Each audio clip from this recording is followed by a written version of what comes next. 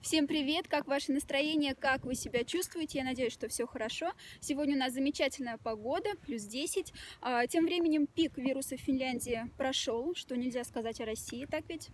Общее число заболевших в Финляндии 4,5 тысячи, около 4,5 тысяч человек. В моем городе, где я сейчас живу, в Турку, 120 человек на сегодняшний день. Что еще можно сказать о ситуации в аптеках с масками и антисептиками? Все есть и продаются в тех количествах, сколько нужно любому человеку. Один антисептик, например, стоит 5 евро. Если переводить на русские деньги, сколько у нас сейчас курс валюты? 83, наверное. Ну, один антисептик около 450 рублей. Одна маска стоит минимум 3 евро. Это около 250 рублей. Сегодня буквально заходила в две аптеки.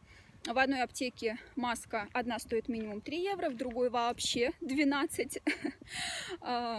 Не стоит, конечно, забывать о разнице в деньгах в России и в Финляндии, чтобы цены здесь финские хотя бы как-то приблизить к российским, нужно делить минимум на 3.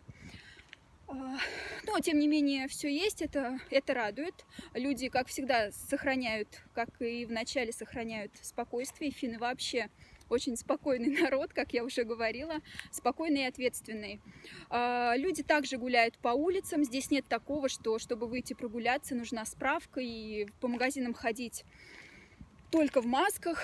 Такого нет. Люди гуляют сколько хотят и где хотят. Я вот, например, тоже сейчас гуляю по лесу. Такой замечательный лес недалеко от нашего общежития. Люди соблюдают дистанцию. В магазинах также. Во всех супермаркетах антисептики при входе и при выходе. В общем, относительно все спокойно, все хорошо. Я надеюсь, что подобная ситуация скоро наступит и в России. Хочется сказать банальную фразу, но берегите себя и своих близких.